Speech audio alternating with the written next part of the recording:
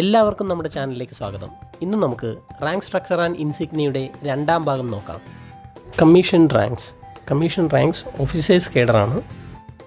Enlist ചെയ്യപ്പെട്ട സോൾജിയേഴ്സിനെ മുന്നിൽ നിന്ന് നയിക്കാനും അവരുടെ മോറൽ ബൂസ്റ്റ് ചെയ്യാനും അവരുടെ വെൽഫെയർ നോക്കാനും ഒരു മാതൃകയായി തന്നെ മിലിറ്ററി ഫോഴ്സിൻ്റെ എല്ലാ ഡിസിപ്ലിനും മെയിൻറ്റെയിൻ ചെയ്ത് അതിനെ മുന്നോട്ട് നയിക്കാൻ വേണ്ടിയാണ് ഈ ranks.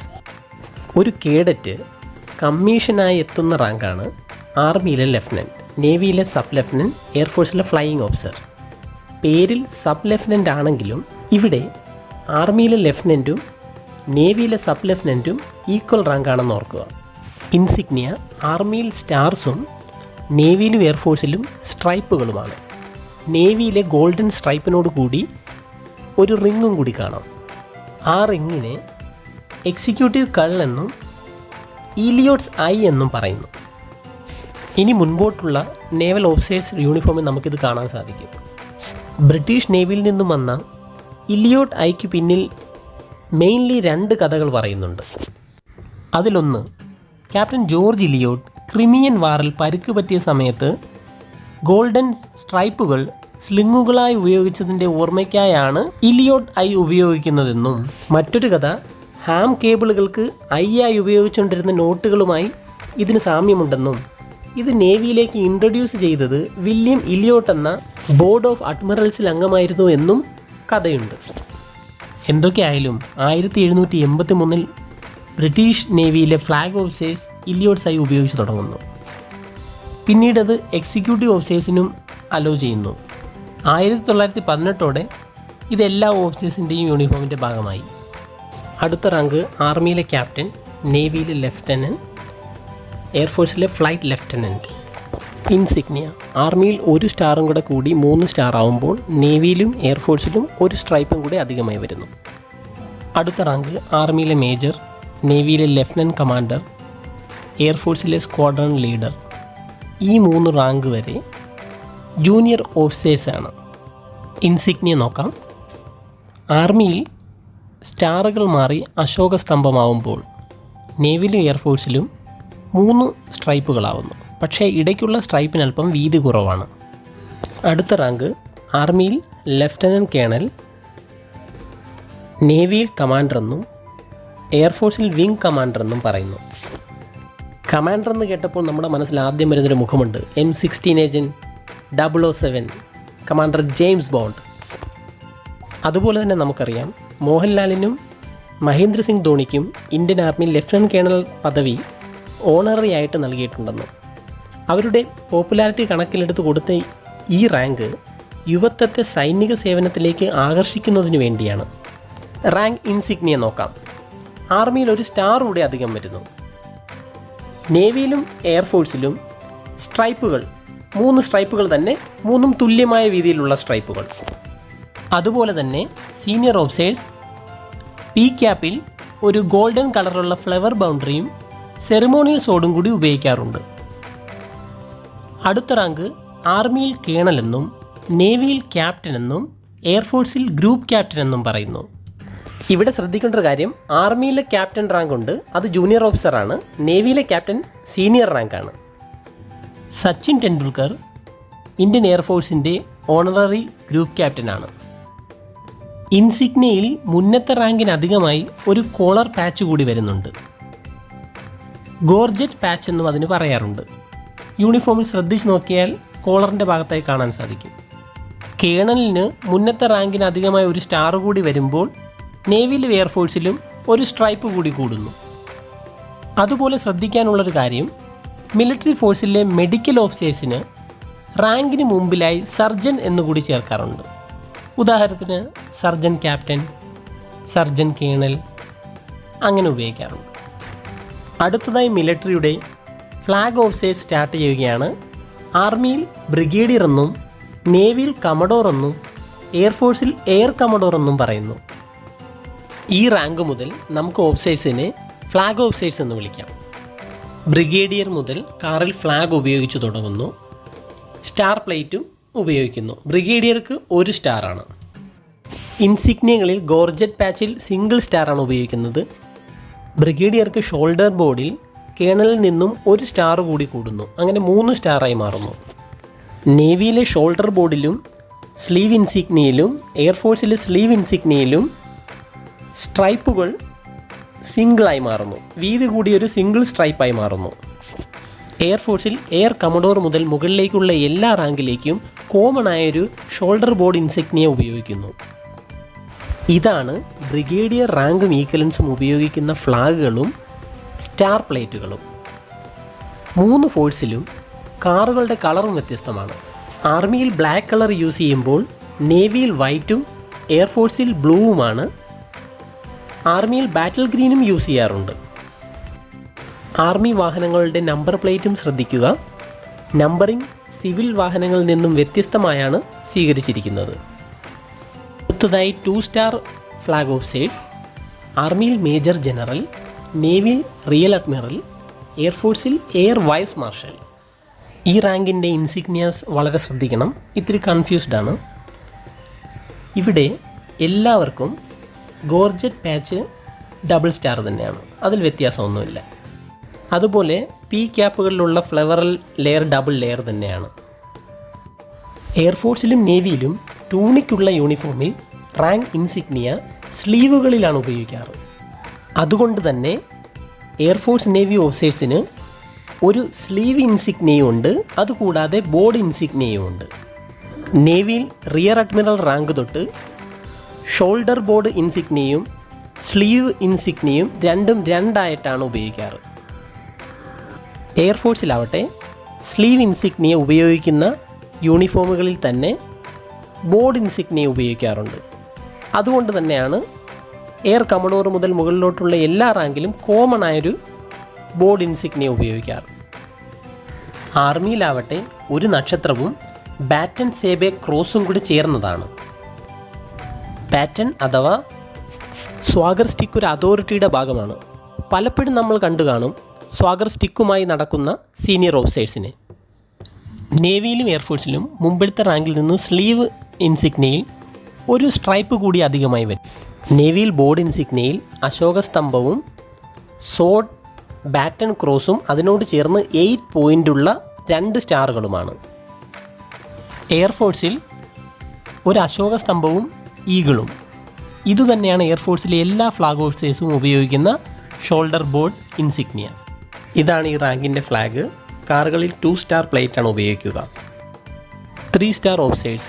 Indian army lieutenant general, Indian navy vice admiral, Indian air force air marshal. Rank insignia 3 പേർക്കും ഗോർജസ് പാച്ചിൽ 3 സ്റ്റാർ.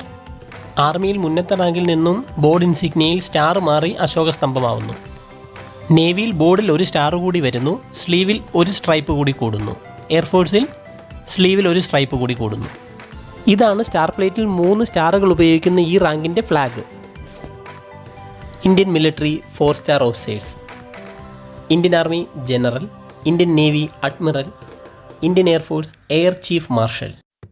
ഇന്ത്യൻ മിലിറ്ററി സർവീസിൽ 2020 ചീഫ് ഓഫ് ഡിഫൻസ് സ്റ്റാഫ് എന്നൊരു സ്ഥാനം കൊണ്ടുവരുന്നതിന് മുന്നേ വരെ 3 4 സ്റ്റാർ ഓഫീസേഴ്സാണ് ഉണ്ടായിരുന്നത്. എന്നാൽ ഇന്ന് 4 പേരുണ്ട്. ക്യാബിനറ്റ് രൂപീകരിച്ച കമ്മിറ്റി ലെഫ്റ്റനൻറ്റ് ജനറൽ റാങ്കിലുള്ളവരെ ഷോർട്ട് ലിസ്റ്റ് ചെയ്ത് അതിൽ നിന്നും ഒരാളെ സെലക്ട് ചെയ്തിട്ടാണ് ഓരോ സേനയിലും തലവന്മാരായി നിയമിക്കുന്നത്. 3 വർഷത്തെ കാലാവധിയോ 62 വയസ്സോ ആണ് ജനറലിൻ്റെ ടെന്യൂവർ. ഇപ്പോഴത്തെ chief of army staff general Manoj Mukund Naravane. Rank insignia lieutenant general റാങ്കിൽ നിന്നും 1 സ്റ്റാർ കൂടി കൂടുന്നു. Ranks car pennant. ഔദ്യോഗിക വാഹനത്തിൽ 4 സ്റ്റാർ പ്ലേറ്റുകൾ ഉപയോഗിക്കുന്നു.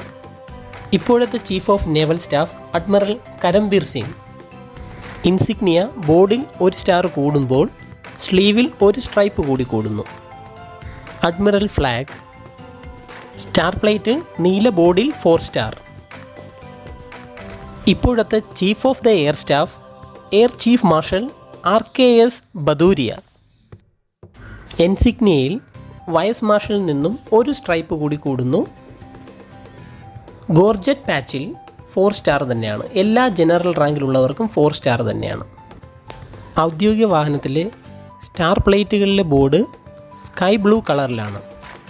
രാജ്യത്തെ ഏറ്റവും സീനിയർ ആയിട്ടുള്ള മിലിറ്ററി ഓഫീസറാണ് ചീഫ് ഓഫ് ഡിഫൻസ് സ്റ്റാഫ് ആയിട്ടുള്ള 4 star officer general Bipin Rawat. ഇൻസിഗ്നിയയിൽ നാഷണൽ എംബ്ലത്തോടു കൂടി ലോട്ടസ് ബ്ലോസം റീത്തിനകത്ത് tri service symbol. CDS rank 3 military സർവീസിനെയും കൂടെ കമ്പൈൻ ചെയ്ത് ക്യാബിനറ്റുമായിട്ട് കണക്ട് ചെയ്യുന്നൊരു കണ്ണിയാണ്. ഈ സ്ഥാനത്തെ കാലാവധി 3 വർഷത്തേക്കോ അല്ലെങ്കിൽ 65 വയസ്സുവരെയോ ആണ്.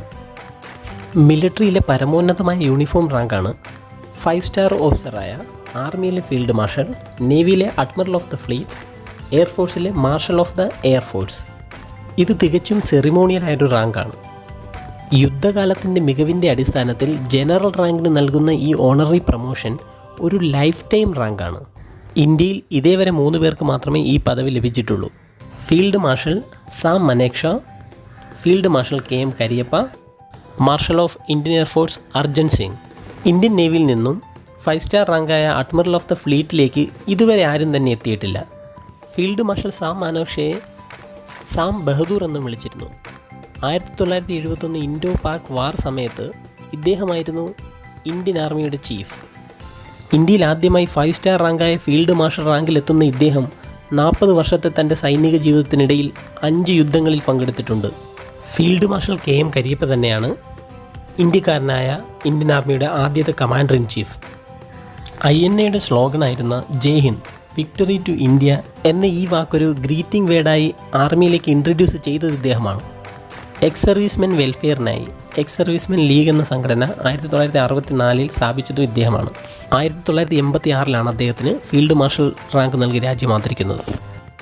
റാങ്ക് ഇൻസിഗ്നിയ നോക്കാം. അശോക സ്തംഭത്തോട് ചേർന്ന് ലോട്ടസ് ബ്ലോസം റീത്തിനകത്ത് പാറ്റൺ സേബെ ക്രോസ്, ഒരു സൈഡിൽ നാഷണൽ എംബ്ലം പതിപ്പിച്ച baton. Marshal of the Indian air force Arjan Singh, ഇദ്ദേഹത്തിനാണ് ഏറ്റവും ഒടുവിലായി ഫീൽഡ് മാർഷൽ പദവി ലഭിക്കുന്നത്.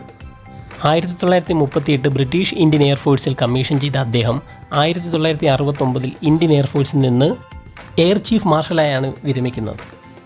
ആ റാങ്കിലെത്തുന്ന ആദ്യത്തെ എയർഫോഴ്സ് ഉദ്യോഗസ്ഥനും അദ്ദേഹമായിരുന്നു. 2002 അദ്ദേഹത്തിന് marshal of Indian air force rank നൽകി ആദരിച്ചു. Rank insignia 5 star gorget patch, sleeve ഇൻസിഗ്നിയയിൽ ഒരു ബ്രോഡ് സ്ട്രൈപ്പിനോടുകൂടി 4 ചെറിയ സ്ട്രൈപ്പുകൾ. ബോർഡ് ഇൻസിഗ്നിയ മറ്റ് എയർഫോഴ്സ് ഫ്ലാഗ് ഓഫീസർമാരെ പോലെ തന്നെ. ഫീൽഡ് മാർഷലിൽ കണ്ട അതേ ബാറ്റൺ ഒരു ചെറിയ സ്കൈ ബ്ലൂ കളറോടുകൂടി. കാർ പെൻഡൻറ്റും സ്റ്റാർ പ്ലേറ്റും. ഫീൽഡ് മാർഷൽ റാങ്കിൽ എത്തുന്നവർക്ക് മരണം വരെ യൂണിഫോം ഉപയോഗിക്കാവുന്നതാണ്. പബ്ലിക് ഇവൻറ്റുകളിൽ യൂണിഫോമിൽ പങ്കെടുക്കാവുന്നതാണ്. ഈ റാങ്കോടുകൂടി നമ്മൾ മിലിറ്ററിയിലെ എല്ലാ റാങ്കുകളും ഇൻസിഗ്നിയും കവർ ചെയ്ത് കഴിഞ്ഞു. ഈ ചാർട്ട് മൊത്തം വായിച്ചു നോക്കിയാൽ നമുക്ക് മിലിറ്ററി സ്ട്രക്ചറൽ ട്രീ കൃത്യമായി മനസ്സിലാകും. ഓരോ റാങ്കുകളുടെ ഡിസ്ട്രിബ്യൂഷൻ, മാൻ പവർ ഡിസ്ട്രിബ്യൂഷൻ എല്ലാം ഇതിൽ നിന്ന് വ്യക്തമാവും. ഇതുപോലെ തന്നെയാണ് എയർഫോഴ്സിലും നേവിയിലും ഡിസ്ട്രിബ്യൂട്ട് ചെയ്തിരിക്കുന്നത്. എങ്ങനെ ഒരു സെക്ഷനിൽ നിന്ന് 3 സ്റ്റാർ കമാൻഡ് വരെ എത്തുന്നു? അങ്ങനെ 7 3 സ്റ്റാർ കമാൻഡുകൾ ചേർന്നതാണ് ഇന്ത്യൻ ആർമി. ഇന്ത്യൻ എയർഫോഴ്സിനും 7 കമാൻഡ് ഉള്ളപ്പോൾ നേവിക്കുള്ളത് 3 കമാൻഡുകളാണ്. നമുക്ക് ഈ 17 കമാൻഡുകൾ കൂടാതെ ഒരു ആൻഡമാൻ ആൻഡ് നിക്കോബാർ കമാൻഡ്, അതൊരു ട്രൈ സർവീസ് കമാൻഡാണ്. പിന്നീട് ഒരു SFC command, strategic force command, അത് ന്യൂക്ലിയർ വെപ്പൺസ് ഹാൻഡിൽ ചെയ്യാനുള്ളൊരു കമാൻഡാണ്. ഇങ്ങനെ ജോഗ്രഫി ബേസ് ചെയ്തും ഫങ്ഷണാലിറ്റി ബേസിലുമാണ് നമ്മൾ ഈ കമാൻഡുകൾ ക്രിയേറ്റ് ചെയ്തിരിക്കുന്നത്. ഇപ്പോഴുള്ള ഈ മിലിറ്ററി സ്ട്രക്ചറിൽ നിന്നും ഒരു റീകൺസ്ട്രക്ഷൻ നടന്നുകൊണ്ടിരിക്കുകയാണ് CDSൻ്റെ നേതൃത്വത്തിൽ. റീജിയൻ ബേസ് ചെയ്തുള്ള ഒരു തിയേറ്ററൽ കമാൻഡ് സിസ്റ്റം. അത് ഫുള്ളി ഇംപ്ലിമെൻ്റ് ആകുമ്പോൾ നമ്മുടെ ഇപ്പോഴുള്ള സ്ട്രക്ചറിൽ നിന്ന് അടിമുടി മാറ്റം വരും. റീജിയൻ ബേസ് ചെയ്ത് ഒരു കമാൻഡിൻ്റെ നേതൃത്വത്തിലായിരിക്കും എല്ലാ സേനകളും വരുന്നത്. ഇതിലൂടെ ഇപ്പോഴുള്ള റിസോഴ്സ് ഡ്യൂപ്ലിക്കേഷൻ ഒരു പരിധിവരെ നമുക്ക് കൺട്രോൾ ചെയ്യാൻ സാധിക്കും. മാത്രമല്ല, ഒരു ക്വിക്ക് മിലിറ്ററി ഓപ്പറേഷൻ നടത്തണമെങ്കിൽ ഇപ്പോഴുള്ള നൂലാമാലകൾ ഒരുപാട് കുറഞ്ഞു കിട്ടും. തിയേറ്റർ കമാൻഡ് ഫോർമേഷനുമായിട്ടുള്ള ഫൈനൽ ചർച്ചകൾ നടന്നുകൊണ്ടിരിക്കുകയാണ്. ഇപ്പോൾ നമ്മൾ വാർത്തകളിൽ കണ്ടു കാണും, എയർഫോഴ്സ് ചീഫും CDSും തമ്മിലുള്ളൊരു ചെറിയ ആർഗ്യുമെൻറ്റ്സിനൊന്നും മിലിറ്ററി വലിയ സ്ഥാനമില്ല. ഇതൊരു വലിയ മാറ്റത്തിന് മുന്നേയുള്ള ചർച്ചകളിൽ ഉണ്ടാകുന്ന സാധാരണ അഭിപ്രായ പ്രകടനങ്ങൾ മാത്രം. നമ്മുടെ മാധ്യമങ്ങൾ ഇത് ഊതി പെരുപ്പിച്ച് വലുതാക്കി കാണിക്കുന്നുവെന്ന് മാത്രം. നമ്മുടെ 3 മിലിറ്ററി ഫോഴ്സുകളും ഒരുപോലെ കേപ്പബിളാണ്. ആരും ആരുടെയും സപ്പോർട്ടിംഗ് ആമല്ല. തിയേറ്റർ കമാൻഡ് പ്രാവർത്തികമാവുന്നതോടുകൂടി 3 സേനകൾ തമ്മിലുള്ള സിങ്ക്രണൈസേഷൻ വീണ്ടും വർദ്ധിക്കുകയും വളരെ എഫക്റ്റീവായി കോർഡിനേഷൻ നടക്കുകയും ചെയ്യും. അതുപോലെ തന്നെ മിലിറ്ററി ഓഫീസേഴ്സ് എന്ന് പറയുന്നത് നമ്മുടെ രാജ്യത്തിൻ്റെ A ഗ്രേഡ് ഗസറ്റഡ് ഓഫീസേഴ്സാണ്. സിവിൽ സർവീസ് ഓഫീസേഴ്സും കോളേജ് പ്രൊഫസേഴ്സും ISRO സയൻറ്റിസ്റ്റും ഒക്കെ വരുന്ന അതേ കാറ്റഗറിയിൽ തന്നെയാണ് മിലിറ്ററി ഓഫീസേഴ്സും വരുന്നത്. അങ്ങനെ നോക്കുമ്പോൾ പെട്ടെന്ന് നേടാവുന്ന വളരെ അഡ്വഞ്ചറസ് ആയതും അത്രത്തോളം തന്നെ സെക്യൂർ ആയതുമായതൊരു ജോബ് ഓപ്പർച്യൂണിറ്റിയും കരിയറും മിലിറ്ററിയിലുണ്ട്. അതുപോലെ തന്നെ സ്ത്രീകൾക്ക് വളരെയധികം ജോബ് സെക്യൂരിറ്റി കിട്ടുന്നൊരു ഫീൽഡ് കൂടിയാണ് മിലിറ്ററി. അപ്പോൾ നല്ലൊരു നാളെയുടെ ശുഭപ്രതീക്ഷയോടെ നമുക്ക് പിരിയാം. ജയ് ഹിന്ദ്, ജയ് ജവാൻ.